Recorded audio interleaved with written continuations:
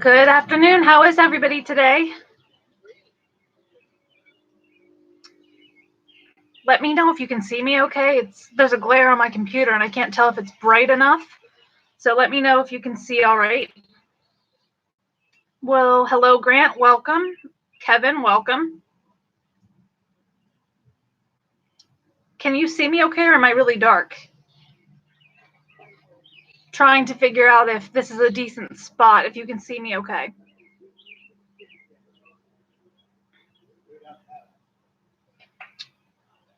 Grant, I am enjoying my vacation. Thank you. How are you? Hello, Linda. You can see okay? My face is dark. Okay, hold on. Oh, I think that's going to be worse. Let's see. That looks like that might be a little bit better. Let me know. Gonna move around. Oh, there you go. I think that's a little bit better. What do you guys think?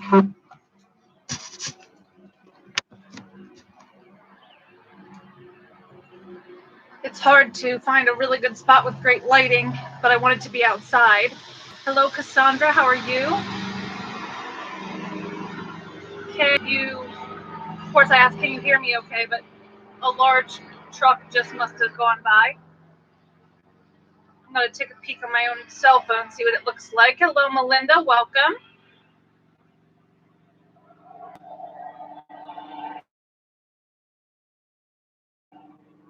Am I buffering at all or content's coming through good? I can definitely move if I need to. Okay, I see now on my phone. It doesn't look too bad. Everybody say hello to each other. Check each other's channels out. Feel free to update me if, as the sun starts to move, if I get too dark, I can try to change positions. But I wanted you guys to see this lovely view I have here. I'm lucky enough that I have a beautiful house on the bay here in Maryland, which is only about 2.5 hours from us. We're inland in Maryland. So we're down here and I wanted to enjoy being outside for a little while. Oh, Cassandra says her babies are hatching. You have the African night crawlers, is that correct? Melinda, how are your babies doing? I have an update on the worm bin basics on my cocoon bin as well coming. I'm glad they're hatching for you, Cassandra. If you can hatch African night crawlers, you can hatch any worms. They're absolutely spectacular. Hello, Tony. Welcome. Are you saying it's 9:17? Is that what you're saying? PM? Melinda says her babies are doing great. What a wonderful view. Hello, Lilia. Yeah, I'm thrilled. This is my view right now. I am enjoying my vacation very much, so really lucky to be able to come down here. Hello, Carla. Welcome. Any questions? I have some giveaway announcements today, but I just thought I would come live for just a really low-key chat. So you guys can set the pace. Let me know what you'd like to talk about.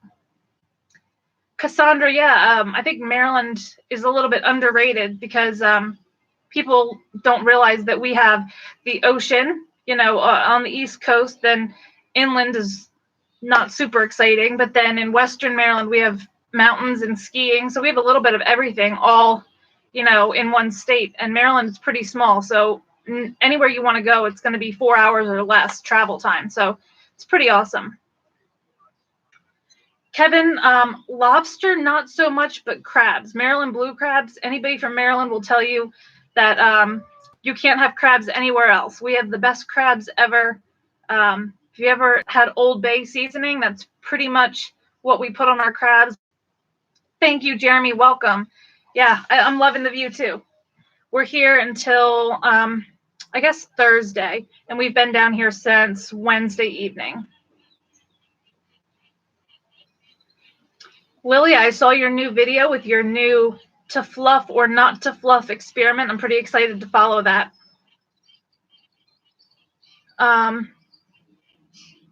Rig Welter saying, yes, Emily, 9 p.m. UK time. Gotcha. I know my military time since I'm a nurse, so I figured that's what you meant.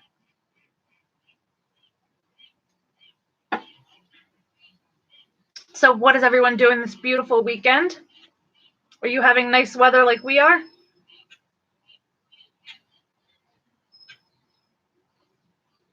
Yeah, Cassandra, so many people are in the no fluff. I'm definitely a fluffing kind of girl when it comes to my bins, but a lot of people don't think that that's best practice. But my personal opinion is it doesn't make a big difference, but we'll let Lilia find out for us.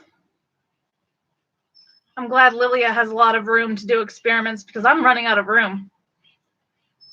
I also have another update coming in the next few days, midweek peak on the red wiggler horizontal migration. Melinda says it's very hot, 95 degrees. You're in Florida, is that right?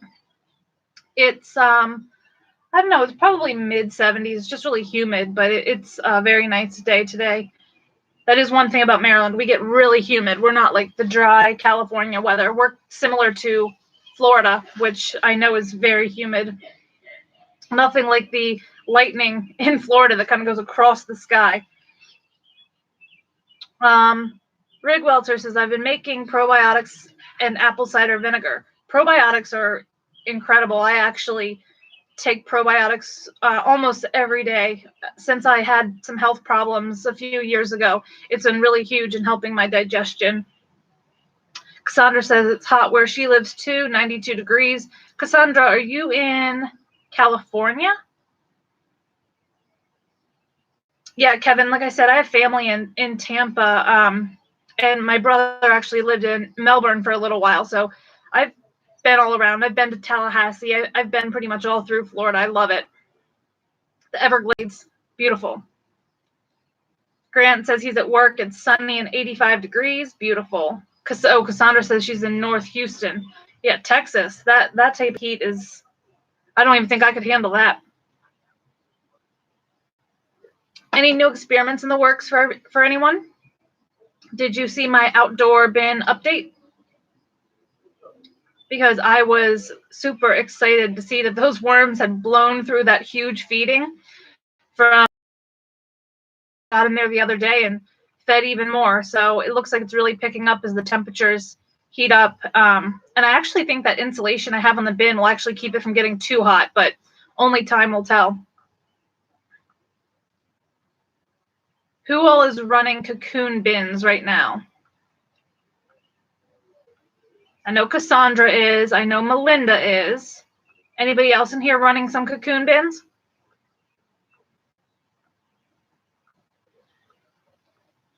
Rig Welter says, I set up a bait box yesterday in one of my boxes to bait out worms.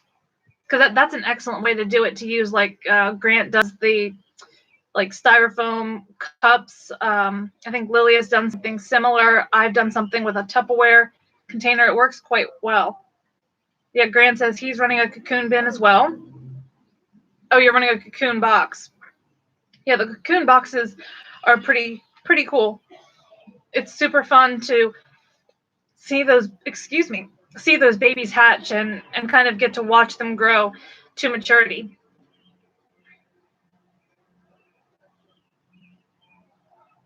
So I never ended up hearing from Killdeer Survival for the cocoon giveaway. So I went through and let me see here.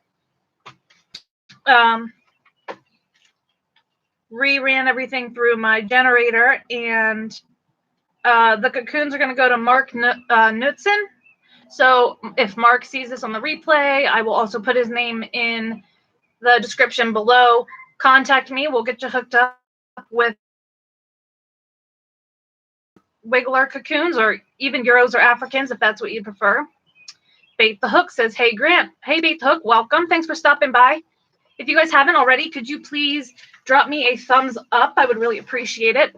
Getting myself comfortable here. Kevin says, how much is a shredder to shred cardboard? You know, I always like to tell people it's not entirely necessary, but if you're going to be using it for other purposes, absolutely, you can buy one. The only problem is that when you're shredding cardboard, you need a much larger sort of industrial type shredder. I actually just upgraded to an Amazon Basics 24 sheet shredder. They're going to run you about $150 on the low end. So kind of consider if that's worth it to you. But I did link that shredder below. I've only been using it, full disclosure, for about a week or so now. But the way my old shredder handled cardboard, and it would overheat really quickly and would make grinding noises, this one is super quiet. It handles it like a breeze. So far, so good. And I'm definitely going to buy some of those sharpening sheets that you can run through it periodically to resharpen the blades and kind of extend the life of the shredder.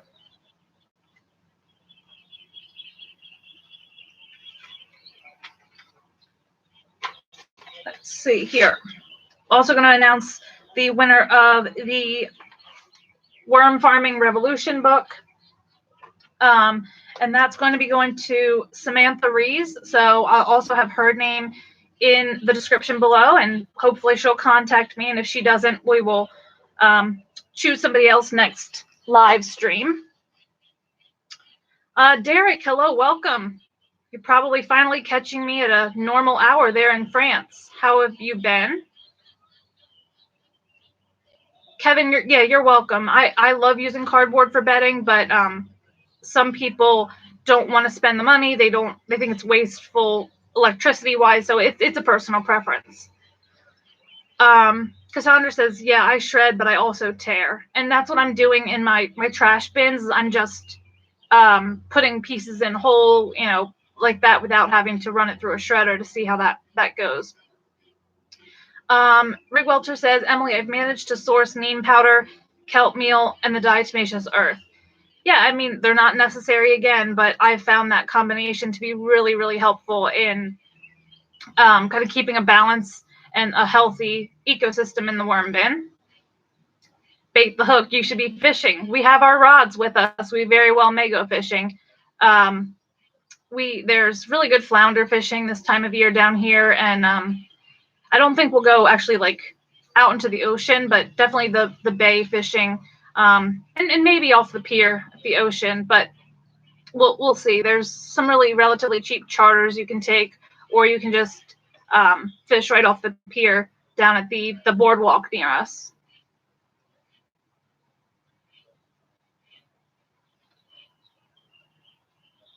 Melinda says, I shred cardboard for worms and mulch for my garden works.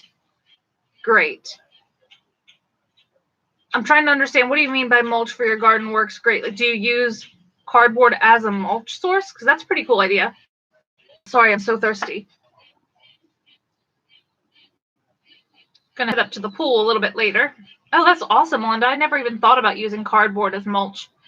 But especially if you have a lot of worms in your garden, they'll process that for you, and it'll add to the capability of biodiversity. So that's a good thing. There's 9 of you in here. Could I get a few more thumbs up? I'd appreciate it.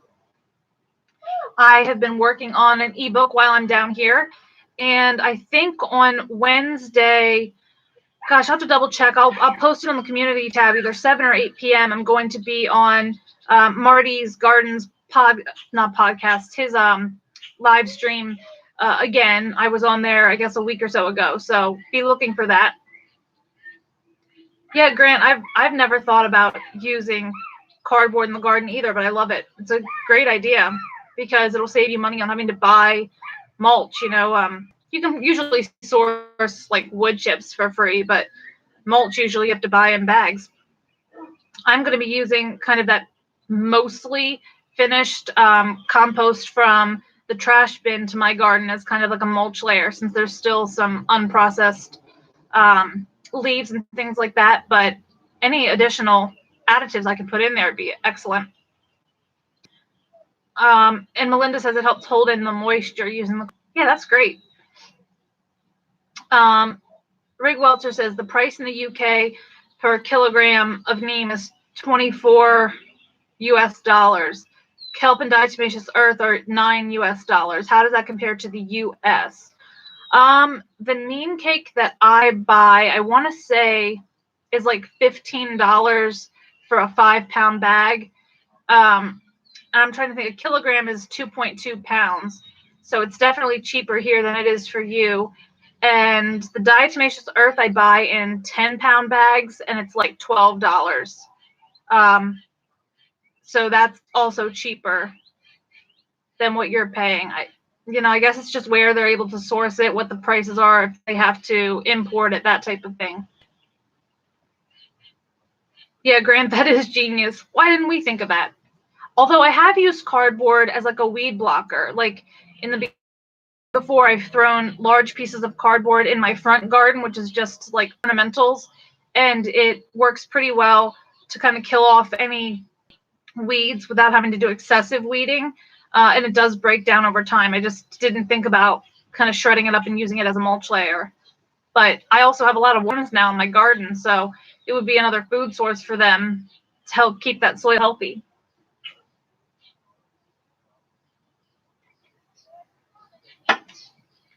Bait the Hook says, my boss rototilled 3 big trash bags in his garden. That's an interesting idea. I'm trying to be open-minded to the tilling idea, but I do know that tilling isn't always ideal. But I could see how that could definitely help if he was adding additional things to his garden. Hopefully he wouldn't have to till excessively again in the future. Grant says, I know what I'll be doing with the 2 extra trash bags full of shredded cardboard. Yeah, and Grant, you've got a huge garden, so that would be excellent. I'm loving seeing your gardening videos because I'm just not a gardener, at least not a very good one. And I have not even started a garden this year. I don't know if I'm going to be able to. I'm going to probably try to throw a few plants out there just to see what happens. But, plans just have to change. I have to move, do what I can with the time I have. Grant says he didn't till this year. Yeah, I don't know if we will or not. But, I'm going to try, the longer I do this, to move away from tilling. There's people that are very adamant about no-till, and I have learned a lot about how it breaks up kind of the soil web and like the health of it. But, you do what works for you. And if you're treating that same area with compost, that will also help rebuild any of the soil structure that you break down when you till. Rig Welcher says, my worms love the big corrugated cardboard. Little ones hide inside the corrugated cardboard along with numerous cocoons.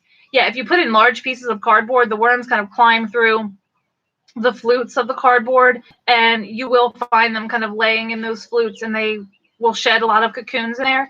I think it's because of the cornstarch glue that they use. So it's pretty cool. Melinda, you're right.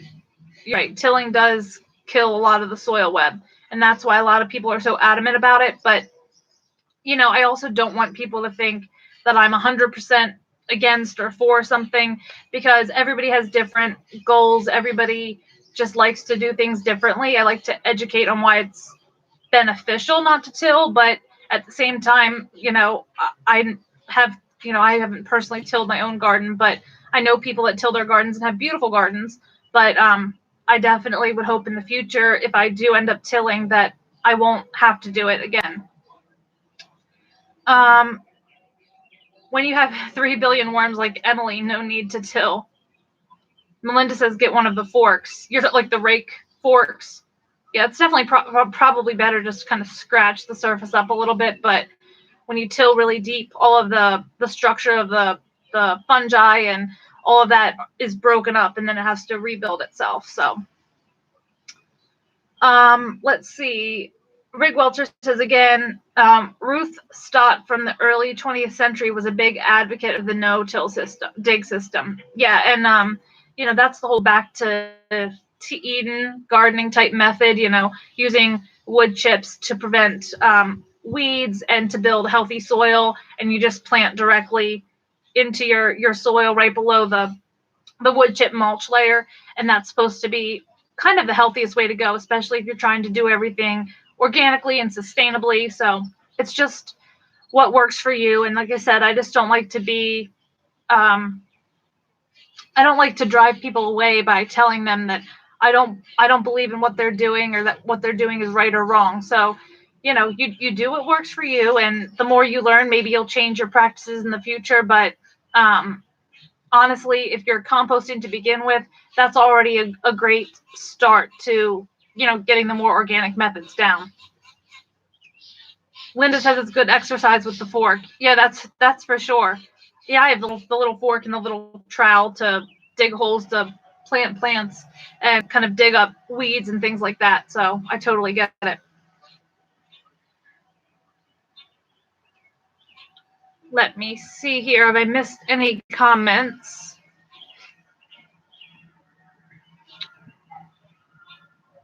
I don't think so. So Grant, have your cocoons started hatching? I think you were going to be starting some, what do you call it? Breeding trays. How are they going? I now am up to, I don't know, maybe, oh, I don't even know how many breeder trays I have, but I'm going to be adding some more. I'm selling a lot of cocoons now, moving pretty fast, and it's really exciting to be able to provide people with those, and they're ultra excited, sending me pictures. I've told you guys before, always send me pictures. I love it. Let's see. Melinda says, yes, I've seen them stand on a big one and break up the soil. A broad fork. Okay, gotcha. Are those birds and everything behind me too loud? Oh, Grant says his A and C are starting to hatch, so he's going to have some African nightcrawler babies.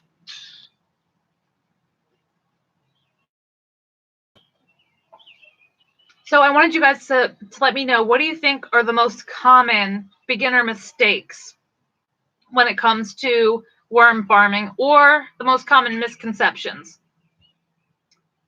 Because I'm working on this ebook and I'm trying to include, solutions and answers to some of those most common questions and, most common mistakes.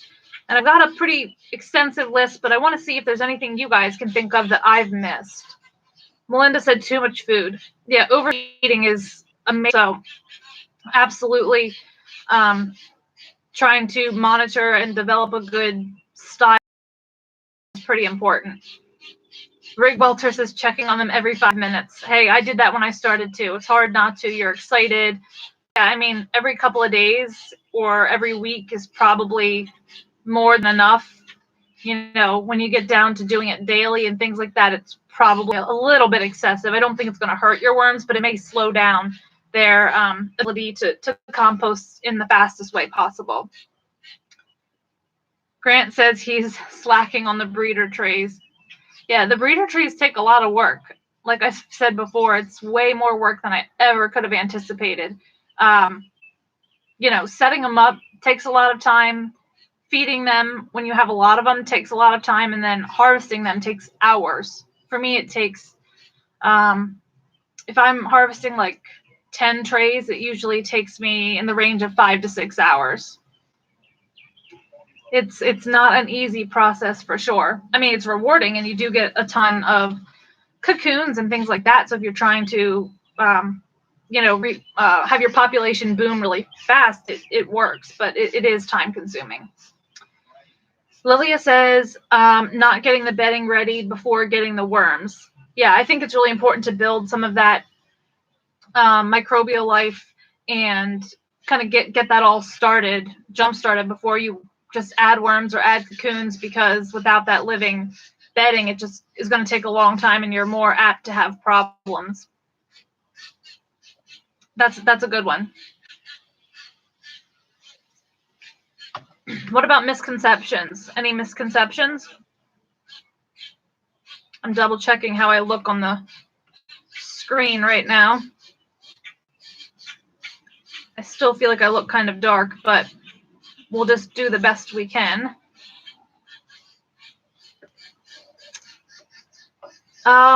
Rig Welcher says, how does a breeder tray differ from an ordinary bin? So the breeder trays are exclusively large breeder-sized worms, so mature worms. You have a very specific density for the given amount of space that you have. They're very kind of shallow trays, and you run them differently, just in the fact that you feed them more often. And since it's so shallow, you're encouraging them to stay right up on the surface to breed and lay cocoons for you. I mean, you could technically do it in totes and things like that, but you would do it on a much, shallower, scale. You wouldn't have that bin filled to the top and keep feeding and adding bedding and adding bedding. It's you add bedding once, and not anymore, and then you just feed them. But there's issues you have to be careful about because you aren't adding a lot of bedding, so you have to make sure it doesn't get anaerobic, and that they do have enough grit and pH buffer so things don't get out of whack. It's, like I said, a lot more complex than I thought going into it. See John Vlog. Hello, welcome. How are you? Bonus worm lady video. Well, I'm glad I was able to bring this bonus video today. I don't think I'll go, be on super long, but maybe about an hour or so, because I do want to go up to the pool. There's a rooftop pool, and I think I want to go up there, be able to watch the sunset and get a little swim in. One of the most common misconceptions I think I've heard about that people say is that their weight in a single day. So there's some sources out there that tell you 1,000 worms can eat a pound a day, which is just not realistic. Grant says it is a lot of work. I would charge double for what you charge for cocoons. Yeah, I mean, I want to make it accessible to people, but some people have emailed me saying that my prices are outrageous and, they were so excited to buy cocoons. But unfortunately, I can't do everything for free. I want to make it accessible. I want to make it affordable, but at the same time, all the hours I'm putting in, I need to be reimbursed for it, as best possible. So I'm never trying to force people to buy from me, but I do want to say that I'm doing the best I can to make it as affordable as possible, but it is a lot of work. Hello, Eric. Welcome. How are you? Eric saying hi to Grant. Lilia says, one misconception is that worm bins smell. That's right, Lilia. And they might smell, but usually if they smell, it's because there's either a problem in the bin or you fed some sort of smelly food that you didn't adequately bury up. Cabbage, broccoli, a lot of those types of vegetables and all, they do stink when they're breaking down. But if they're adequately covered, the smell is to a minimum, and it's usually gone within a few days if you don't overfeed. Hello, IVE. How are you? IVE, are you talking about earthworms? Well, all worms are technically considered earthworms, but I'm talking about composting worms specifically. And composting worms, they're different from the earthworms because the earthworms, burrow deep in the soil to aerate it, and the composting worms stay up in the surface and compost, like the decomposing, like leaf litter, things like that. She says, I'm good. I mean, bins. Yes, I'm talking about composting worm bins. Yes, that's kind of my thing. I do the composting worms. So the 4 species that I currently raise are red wigglers, African night crawlers, European night crawlers, and blue worms. But there are also Alabama jumpers. Those are also considered a composting worm.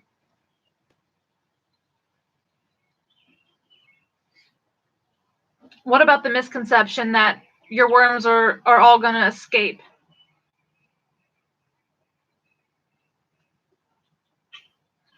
Lilia says another misconception is the one we have proven wrong with the no-no foods. Yeah, I do the forbidden foods, and that's just to show that in moderation, a lot of these foods that people say absolutely don't put in your bin, like citrus, hot peppers, onions, all of those types of things can actually be fed, and they're not going to kill your worms.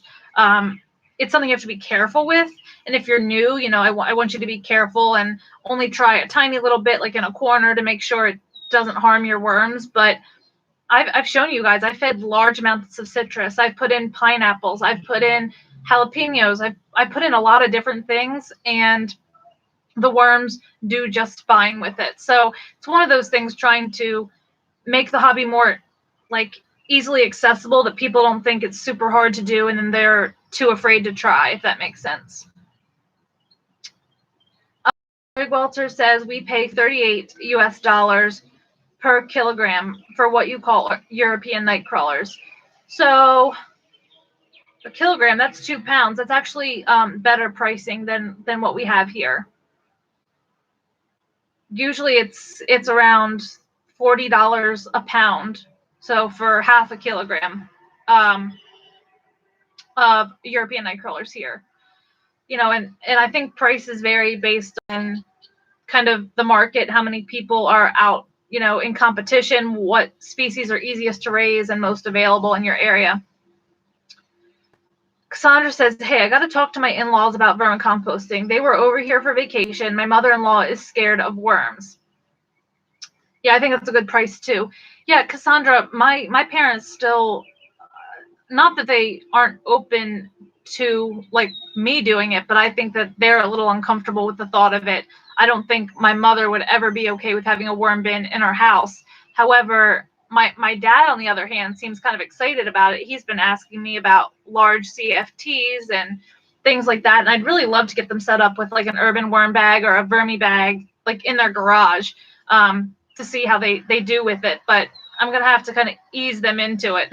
I've only been doing this for several years and I still haven't completely converted them over to it. Rig Welter says, I can't believe that huge worm ball around that orange the other day in your bin. Yeah, they love it. They hollow them out. They kind of all hang out, and I'm sure they're reproducing in the skin, you know, the peel of the orange. It's pretty incredible. And people are going to tell you that, oh my gosh, that acidity is going to, you know, melt your worms, and it really doesn't.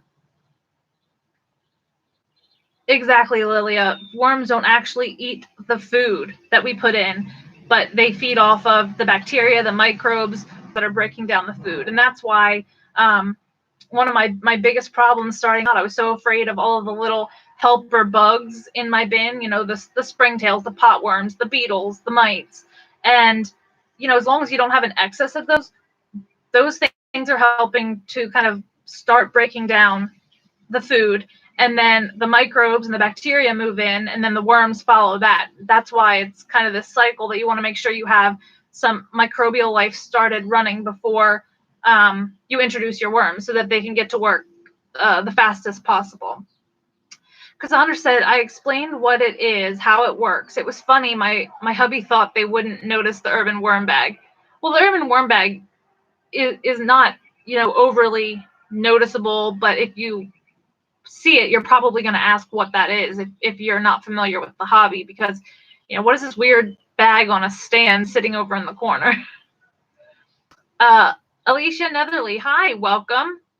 VX says hello. He says pre-digested. Yeah, so it is. It's like a whole process of the bug down the food, the microbes then move in and start breaking down the food, and the worms come and slurp up what, you know, the microbes and what they're breaking down. It's kind of a process, but the worms don't directly eat the food. Yeah, because Cassandra, if somebody walked into my house, they would be completely befuddled about what all of the bins and bags and giant shelving units full of worm trays are. That's for sure. But most of my friends and my family and all, they know what I'm doing. So, you know, they don't usually ask to go around and see it, but they know, and they are excited to use my compost, and I have shared a lot of compost as well as sold some of it. So it's a rewarding hobby. Alicia says, I heard that we can feed baby food to worms. I don't see why not. Baby food is basically just pureed vegetables, maybe has a little bit of added sugar. Hopefully it wouldn't, but it might. And so using it in a small amounts to just make sure it doesn't cake up too much in your bedding, or watering it down a little bit, mixing it with other food and in with the bedding would probably be just fine. VX says, you're cool. Thank you very much. There are 17 of you in here. I would love to get a thumbs up from you.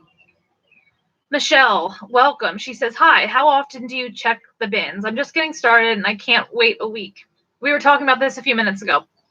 Totally normal. I was checking on my worms multiple times a day, every day when I got started. And I think it actually slowed down the worms being able to work. However, I don't think it like kills your worms. But if you could keep it to like every other day, every 3 days, eventually you'll get to the point where you can leave them for a while and not feel the need to check in. But you're not going to kill them that way. But if you want them to compost as fast as possible, if you minimize those interruptions, I think that's good. Melinda says, yes, I talk to people at work about my worms and they think I'm nuts. You know what? I had one friend bringing me scraps to work, and now I have another one. He's been bringing me scraps to work. So I actually took worms to work and gave them to someone. So the longer I talk about it and they see what I'm doing, the more people are hopping on the wagon. So they can think I'm crazy, but more and more people are opening up to the idea the longer I do it. Excuse me. Rig Welter says, the kids at the Woodland school I volunteer at, many are on the autism spectrum, just love the worms, and the moms and dads might not so much. Yeah, it just goes back to that stigma and trying to educate people. But kids usually are pretty into it, and I could see how it'd be really good for kids with autism or kids with attention issues, because it kind of helps them focus in and it's calming and relaxing. It's actually been proven that being around compost actually reduces depression and anxiety, which is like really cool to me. But yeah, I have somebody in my family on the autism spectrum, and I think that it would be a really great thing for them. I'm glad that you're able to share that hobby with them. Grant says, Melinda, are you ever going to post a worm video? I think I've asked her that before as well. I hope she will. She says maybe when she gets a better phone. Yeah, it's so much fun. We enjoy seeing everybody's worms and their systems. So you can do that. That would be awesome. Carl says, hey, Emily, my red wigglers are going gangbusters. My A and C not so well. The red wigglers love all the blended food I give them. The only way I can feed them, with the exception of cantaloupe and watermelon rinds. You do what works, but I'm glad the red wigglers are going really well. They're probably the easiest composting worm. I mean, let's just face it. They're the most tolerant. I think they're the most consistent. As far as, you know, they don't get easily bothered by things that are a little bit off, whereas some of the other species of worms are going to go climbing on you, or European night crawlers, some of them will die sometimes. I feel like they're just super sensitive to changes. So I think they're definitely the best. The A and C are awesome worms, but they're definitely a little bit more challenging to raise. VX says, worms are very important for the health of our earth. Yeah, they absolutely are. And that's what's so cool about the composting worms. It's been proven that compost can actually pull some of the CO2 from the air and then use it as a nitrogen uptake for our plants. So we're literally taking some of these negative gases from the air, and it can be pulled into the compost, into the ground, and then utilized in a healthy manner for our plants. So we could actually be a part of reversing global warming by raising worms. Carl says, I thought the ANC would do well here in Southwest Florida. Yeah, I mean, the heat there would be great because they're subtropical worms. It's humid down there. It's hot. But what exactly is the problem that you're having?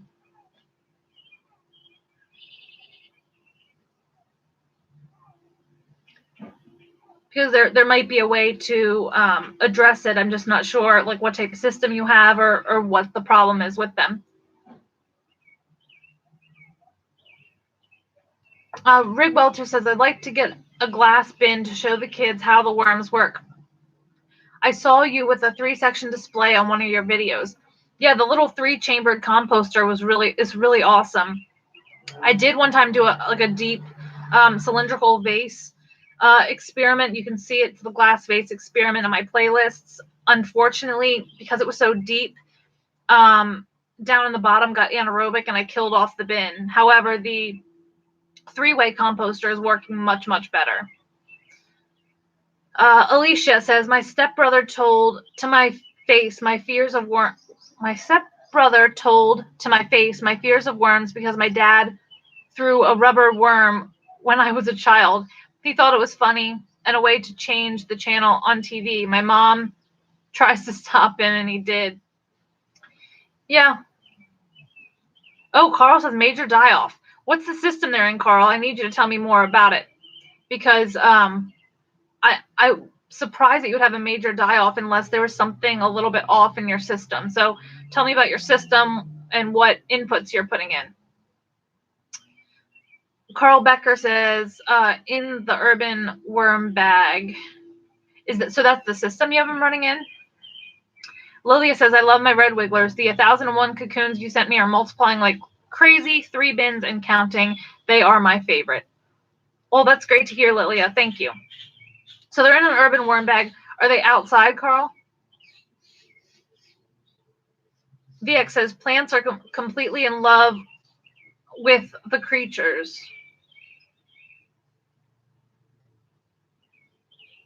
Carl says, they're in an urban worm bag. They're outdoors. What are you putting into it? Rig Welter, absolutely. You can always share. Always share. I'm absolutely would enjoy that. Thank you. You can always share. There's 17 of you in here. If you haven't given me a thumbs up, if you could hop over and do that for me, I'd really appreciate it. Melinda says, I use cardboard and coconut core. And Carl, what do you use for a bedding? Blended food like the red wigglers, but they don't like anything like the red wigglers. Carl, if it's an outdoor system, it might be heating up too much. But also I find that the night crawlers really prefer carbon sources. So maybe going a little bit lighter on your feeding and a little bit higher on your bedding and making sure the moisture as well, with plenty of buffer. That might help. I'm not sure. Melinda says they probably cooked. Yeah, it's possible. If it gets too hot, it might be worth buying a compost thermometer, Carl, because it can definitely heat up. Actually, Grant has an indoor vermibag mammoth, and it got like really hot in one section. But luckily, since it was large enough, they were able to move away. But that's even in an indoor bin. It can heat up like that. So it's definitely possible. I don't think Grant had any die-off from it, but it's definitely a concern that you want to keep an eye on. Rig Welter says, I'm in the process of making an urban worm bag type system. Just have to improve my sewing skills. That would be really cool if you ever end up getting that set up. Send us a picture, post a video. I would love to see that. And if you send me a picture, I would be happy to share it with my viewers for them to see as well. Carl says, I keep a thermometer in each of my 3 urban worm bags. What's the temperature reading in that African nightcrawler bin? Or bag, rather. Not beer, guys. Ginger ale.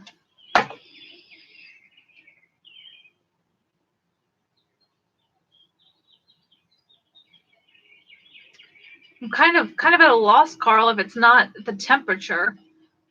Oh, he says the temperatures stay between the low 70s to the 80s. And what's the moisture like? Do you know or do you suspect that there could be an acidity issue? Because the African nightcrawlers are really sensitive to the acidity for sure. Yeah, that's what I'm thinking, Cassandra. It could possibly be a moisture thing. Carl says it gets the morning sun. Well, the morning sun isn't such a problem because the morning sun, usually, it's not the heat of the day type of sun. What about ventilation? Yeah, the ANC might need a little bit more moisture if you're keeping it on the drier side. It's hard for me to say for sure. I'm not 100% sure. Grant says, I think my ANC were doing better multiplying in the urban worm bag than the mammoth, but it's hard to tell since it's so big. Do you think it's because the mammoth runs a little bit drier than the urban worm bag, Grant? Because that would be a thought for me, because a subtropical worm, I think, would probably prefer a moister environment.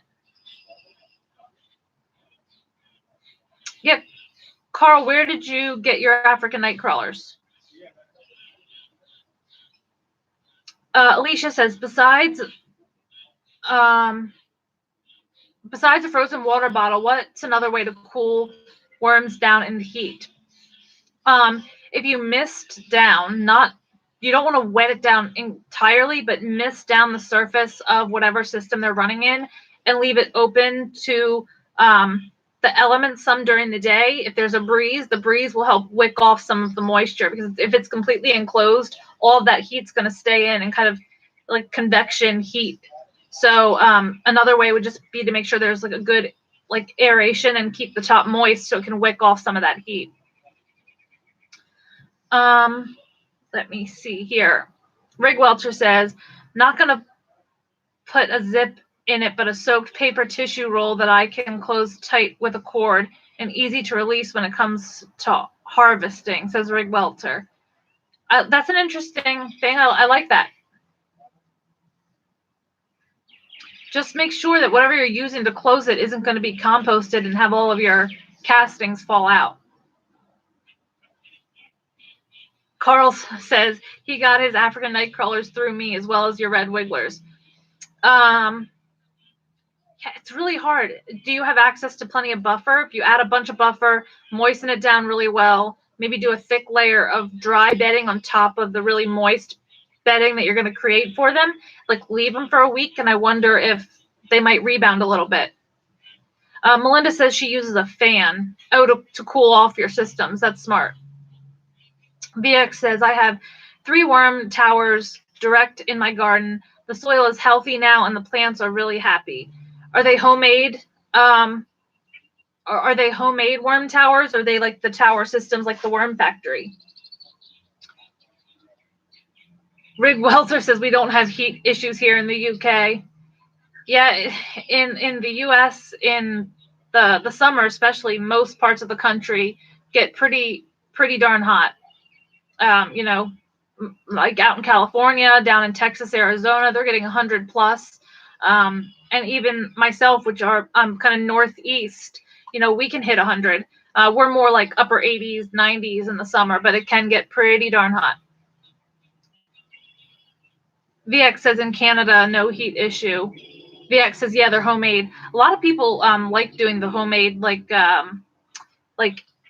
built into the ground or dug into the ground, like worm buckets in their gardens. They say that works really well.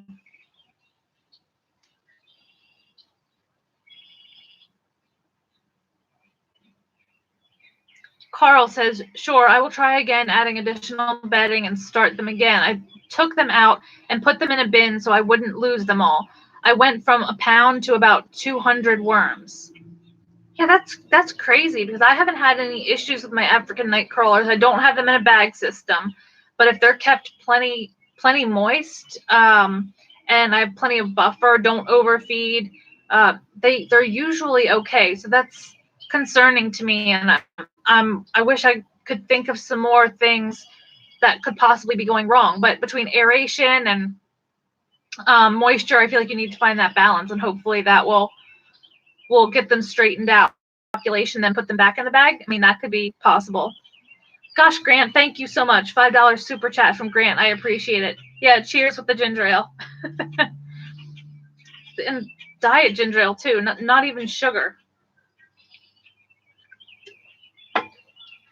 I appreciate the super chat. If you guys don't follow Grant, hop over, check out his channel. He has fishing, hunting. He's got all sorts of really awesome content, tons of worm videos. He does worm videos always on Wednesdays, Thursdays, and Fridays, and usually he does at least like one other day during the week. And he has gardening videos, so all sorts of great stuff. Baked Hook says, boom. Yeah, boom. Thank you, Grant, for the super chat. Alicia Netherly says, my worm bin is a hard plastic horse water trough that was used as a vegetable garden, but now houseworms from my yard. So that's cool, because those giant troughs, I mean, they're big, and they're probably a relatively good depth too. They're not super deep. How are you thinking about harvesting that? Are you like feeding one side and then kind of moving down, trying to get the worms to move all the way down, and you can pull compost as you go as they migrate? Like, what's your theory on how you're going to do that? VX says, yeah, it helps very efficiently for plants' health and growth. Yeah, 100%. The compost, between the nutrients and the microbial activity, it is probably the best thing you could possibly give your plants. You know, chemical fertilizers, they give this big blast of, you know, like steroids to your plants, but then it quickly dies off, you know, and then your plants are lacking it. And then, of course, also it's a chemical. But when you use compost, it's a slow release fertilizer. The plants can uptake those nutrients a little bit slower, and it works really, really well.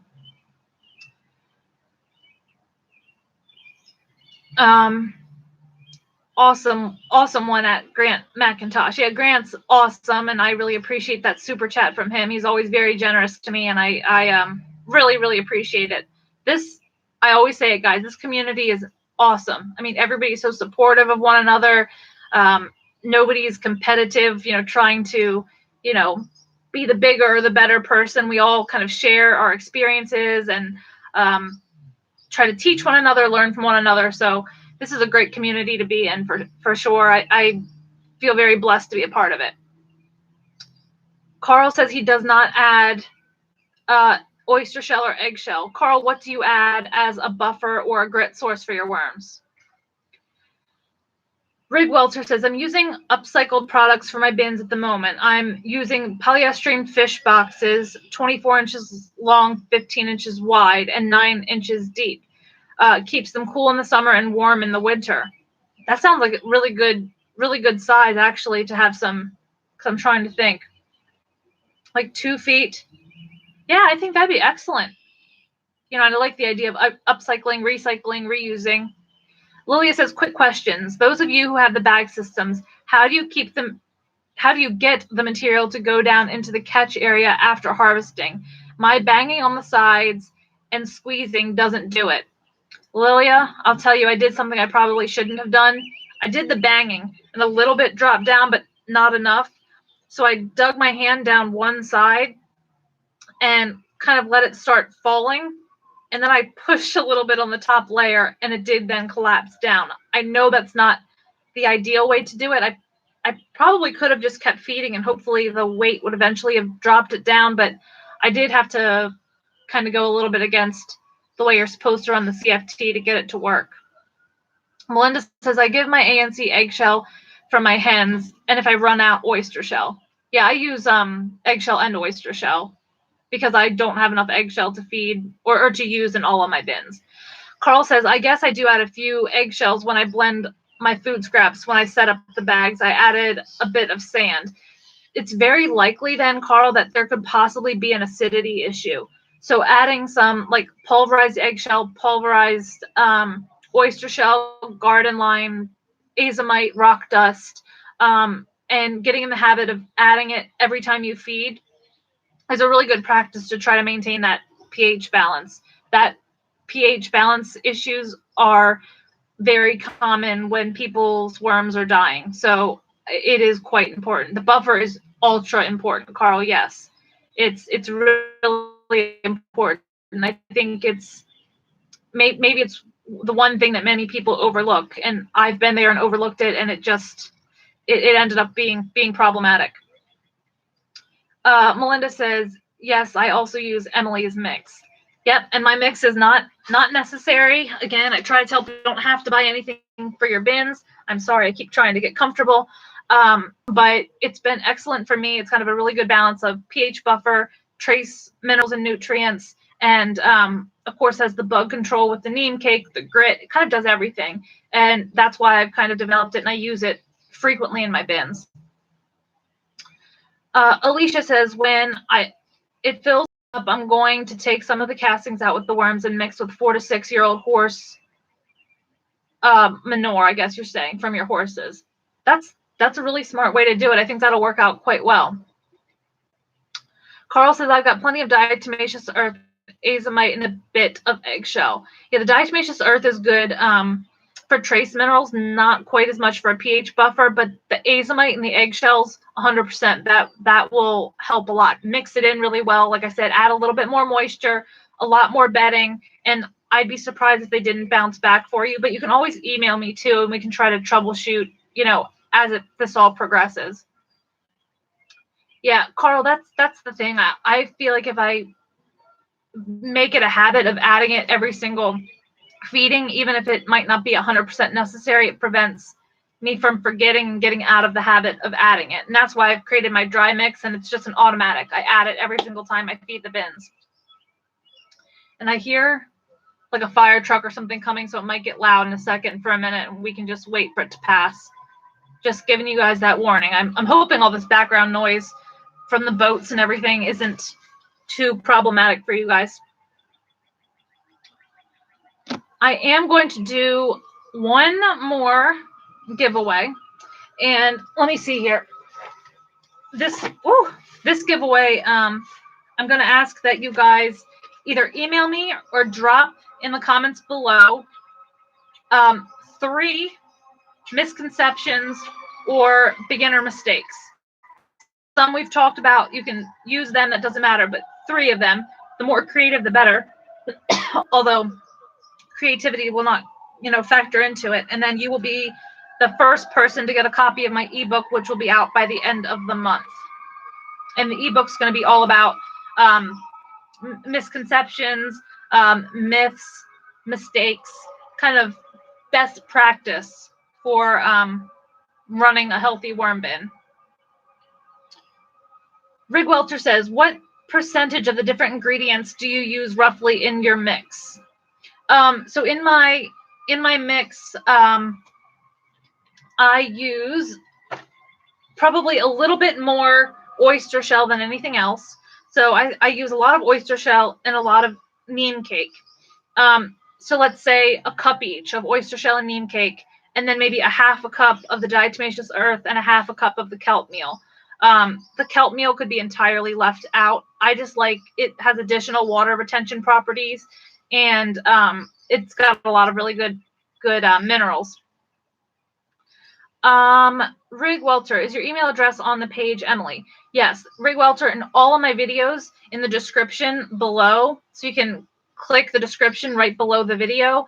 I always have my email. I list ingredients and links to products that I use. I usually have some sort of extra information about that video, so it's always a great place to look. But it's crazywormlady@outlook.com. Lilia says, another misconception is that if you cut a worm in half, it will produce 2 worms. Yeah, that's another good one. One half will regrow itself, but the other half will die. Carl says, by the way, I've posted one video on my page which shows the different stands I've made for the urban worm bags.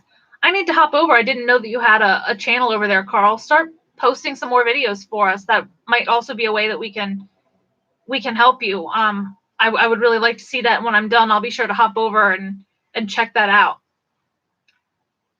But yeah, once this video is done, make sure you drop down to the comment section, not here, but comment section below, and let me know, or even in one of my next videos in the next couple of days, let me know those 3 misconceptions, myths, mistakes, and I'll add you into the drawing to get my first ebook before it goes public to anybody else. Planarian worms do not composting worms. Yeah, planarian worms are very bad. They are invasive, and a planarian, you can cut it and cut it and cut it, and it keeps producing more and more and more. I think you actually have to burn it in order for it not to continue to reproduce, and they're really bad for the ecosystem, because they are wiping out other species and they just eat everything in sight. So if you ever see a planarian that has like a flat, almost hammer looking head, they're a little bit more of like a greenish, brownish type color. They need to die. They need to die in any way possible. But don't smash them. They'll regrow. They need to be burnt. I think that's the only way. What do you think, Grant? I can't remember if like salt works for them. I'm pretty sure it doesn't. Alicia says worms don't eat onions. Yeah, it's another misconception. My worms love onions. Lilia did an onion only bin for a little while, and the worms did great with it. Again, got to bury it up good, because the smell, it will smell if you don't bury it well. Grant's not sure. I'll have to look into that. If I remember, I'll try to drop information about planarians below. Let's see here. Yeah, Carl, I'll jump over and subscribe to your channel and check that video out as soon as I'm out of here. Sorry, there's a horse fly. Any other questions for me? Anything else you guys would like to talk about? I'm probably going to be getting off of here pretty soon. Like I said, I want to run up to the pool in a little bit, hoping my lighting is still okay. The sun's going to be starting to go down soon.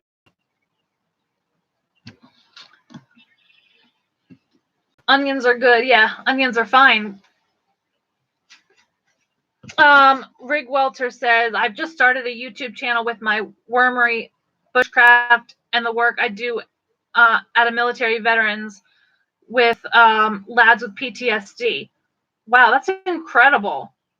That's incredible. I'm gonna have to go check that out, because it's really wonderful that people are able to go and help servicemen with PTSD. It's a major problem, and it's very sad that these heroes for our country that are countries that are protecting us come back and they struggle so much. So thank you for what you're doing. Alicia says she's never heard of planarians. Going to have to look them up. Yeah, absolutely look them up, because if you ever see one, you'd be doing a really huge favor to the environment to get rid of it, to kill it.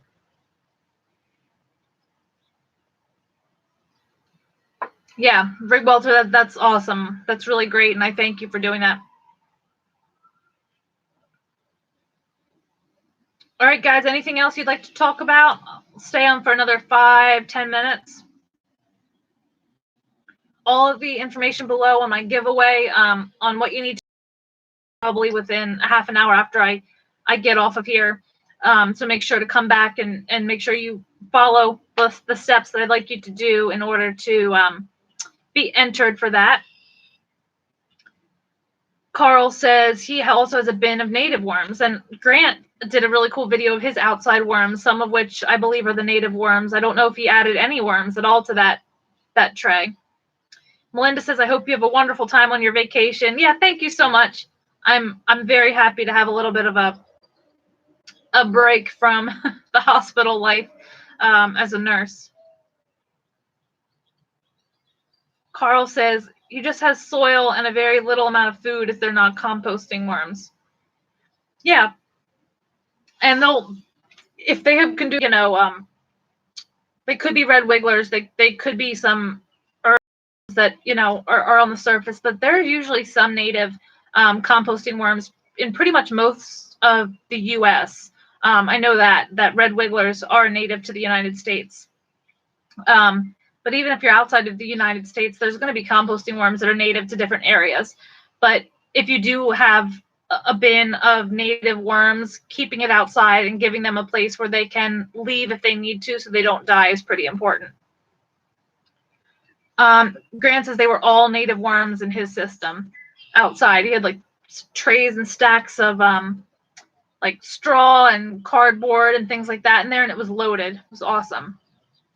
VX says all native worms as well. Alicia says my worms love peaches, and yeah, peaches are delicious. VX, yeah, outside. Outside is good. For the native worms, they need to be kept outside where they have the natural environment. If they want to go out, that they can, because a lot of those native worms don't really do well, kept indoors without all of the things that they're used to in their environment outside of the bin. Carl, native worms are robust and firm, and they wiggle when bothered. Yeah, European night crawlers are very, very robust and kind of thick and firm and rubbery in comparison to even African night crawlers, which to me are a little bit soft, and the red wigglers are kind of a softer, and blue worms, all of them are much kind of softer and squishier. The European night crawlers are just kind of very rigid. They will bounce around, like you said, but yeah, they're much firmer, like noticeably so. Rig Welcher says, just to say as an outsider from the other side of the pond, it's been a pleasure to join in with your live chat and meeting up with the crazy worm community. And I really appreciate you from. I hope we still have information that we can share with one another. And anytime you guys want to share my videos, anytime you want to contact me, I always am more than happy to help you guys with that. It's this is just a hobby I've fallen in love with, and I always enjoy being able to help people out, problems, get them started, whatever it may be. So never ever hesitate. And you know, nothing that I share here is private, and you're, you know, any of it is free for you guys to share wherever you like, if you find that you think it would be helpful in another forum or community that you're in. Alicia says her worms can come and go through the holes in the horse trough. Yeah, worms like that, I think, when they're able to, because they can escape down, and sometimes it's, if it gets cold especially, they can go down where it's warmer in, you know, the ground beneath a system, and then they can come back in when the conditions are more conducive. Then they're also, when they go back out, they're spreading some of that compost into your yard directly without you out and put it in. But I'm going to wrap up for today, guys. I know it wasn't a super long live stream, but I did want to hop in here and talk to all of you guys. As I said, feel free to reach out anytime you want. Be looking for some more updates coming. And I will talk to you guys real soon. I hope you have a great day. Thank you, Carl, VX, Grant, Alicia, Melinda. Let me see. You said Carl. All of you guys who joined me today, Eric. All of you guys. Thank you for joining me. And I'll add more information to the description below about stuff we talked about today. And I can't wait to talk to you guys real soon. Again, Rig Welcher, thank you for what you're doing.